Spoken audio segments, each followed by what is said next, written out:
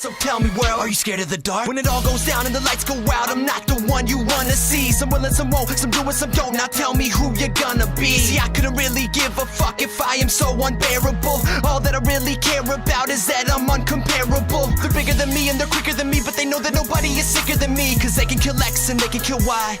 What a 10 to 12 days it has actually been. I've completely lost all track of time.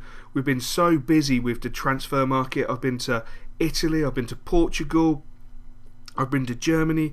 It's been literally non-stop. I haven't seen Nelson Oliveira and the new lads train, which is a bit of a nightmare. Obviously I was away with England. We didn't have the greatest result against Romania, especially at home. I got a lot of criticism from the media. We then played Poland. You know, we didn't get the result we wanted. It's been a very stressful period of time, but it's so good to be behind my desk at West Ham, and I'm looking forward to getting into the stadium at the McVitie's Arena to see the boys take on Mönchengladbach, and we will see some training courtesy of West Ham TV.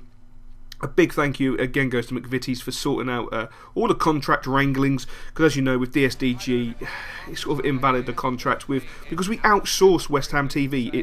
It's done by a company that holds the name as West Ham TV, but it's not actually owned by West Ham. It's now actually owned by McVitie's as a separate entity, so they'll be able to do such things as, well, from what I hear is they're in negotiation with Filippo Gabbs for Sampdoria TV, or any future manager roles that come up. There will be some sort of career mode TV, but we'll wait and see. That's a totally different story. You know, I leave that to all the directors. That's not my cup of tea. I want to talk to the players. I want to play with the players. I want to sort the players out. Anyway, let's get a crack on and see how we can do in this game against Gladbach. And Mönchengladbach start like a house on fire, absolutely coming out the traps at 100 miles an hour, knocking the ball around in close quarters really, really well. They're playing like the West Ham of Europe. It's unbelievable. Sissoko dives in, the ball comes to De Jong, and De Jong after 5 minutes has just sent a vicious reminder to the West Ham manager that he perhaps should have signed him. But instead, we all know, we went for Nelson Oliveira. But that was great play by Mönchengladbach. The way they knocked the ball around is sensational.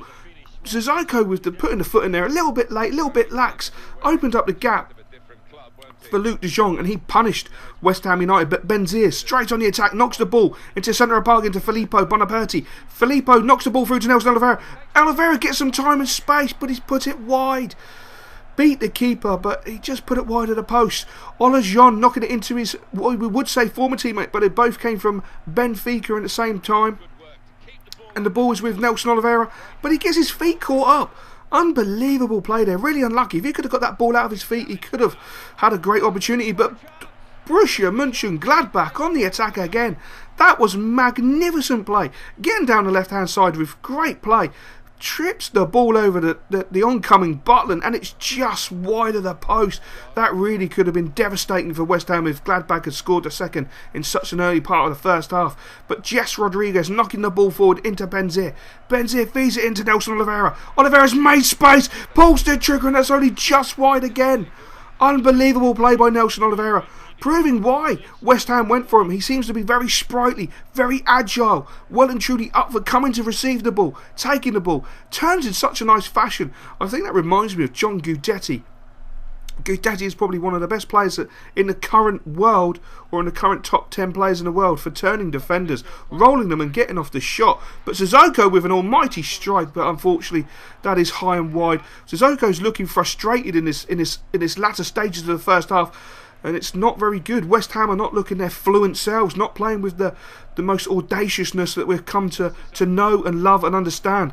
The fluentness of their passes just not there. But Benzia has the ball. He's moving forward in the centre of the park. He has to turn back on himself. No one's really moving. He feeds it out to the left-hand side with Jess Rodriguez. Jess Rodriguez, who seems to be playing extremely well at the moment for West Ham, digs the ball in, comes into Nelson Oliveira, and that is 1-1 after 41 minutes. A great ball from Jess Rodriguez, who's come back even stronger from his injury that put him out for 5 months. Just when he was peaking at his game, he was hit with a 5-month injury. He's come back, he's playing magnificently. That was a fantastic ball onto the head of Nelson Oliveira. And at half time, it's West Ham United 1, Borussia Mönchengladbach 1.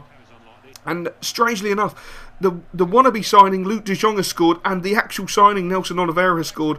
Would you, Adam and Eva, would you actually believe that? But Nelson Oliveira getting down the right hand side, inside the penalty box, turns back on himself, left foot shot, unfortunately does go really high and wide. Not the most impressive there from Nelson, but Benzia doing some absolutely brilliant work in the centre of the park. Feeds the ball back into Nelson Oliveira. Oliveira tries to go around the defender. Surely that's a foul. The referee waves play on. Sissoko has the ball. He pulls the trigger. Hits the bar with such ferocity. And it looks like Benzia got the shot off. And a double save from the Borussia Mönchengladbach goalkeeper. Absolutely ferocious shot by Sissoko.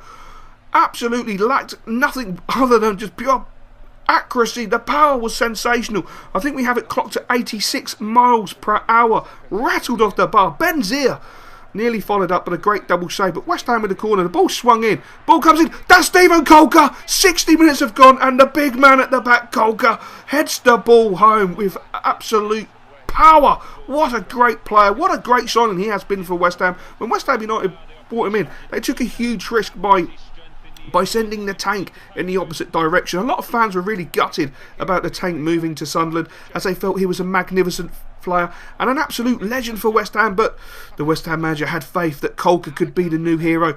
But West Ham are being sloppy, diving in tackles. Butland comes out. What a save by Butland, showing how agile he is and how much pace he actually has for a goalkeeper. The ball's in centre of the park with Filippo Bonaperti. Filippo's going forward, marauding forward, holding off a defender with his pure strength, knocking the ball through to Nelson Oliveira. But Nelson, unfortunately, is not going to get there. He was a good yard and a half behind the defender, and the ball was a little bit too hard for him. But West Ham are literally hanging on at this moment in time. Borussia Mönchengladbach are playing some nice football, knocking the ball around really well.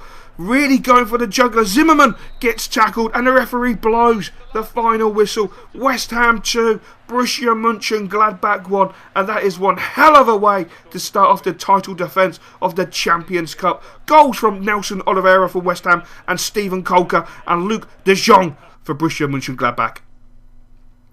So it's time to see how the boys are doing. I want to see how the boys are doing on the practice pitch. We have been working solid on some new tactics. We've been playing lots of practice games. We've been setting up lots of skill games, lots of skill-based games to work on passing, to work on shooting, to work on absolutely everything. We really are not going to, sit on our laurels. We're going to go forward. We're going to progress forward as a team, as a club. And as you can see, West Ham TV have put together a compilation of what's been going on over the last 5 to 6 days in training while I've been away.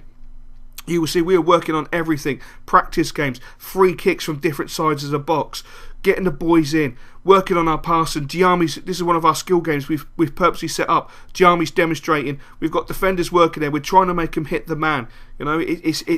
This is how we practice week in, week out. We're now going to show you our boy John Guidetti showing off his skills, doing one-on-ones with the goalkeeper. He's going one-on-one with the keeper, but he's got 2 defenders to contend with. It makes it a lot harder for him. It keeps him positive. It makes him work for the goals, and it's good practice. It's good training, and it's what we love to do. And pick that out, son. That deserves a 4-screener.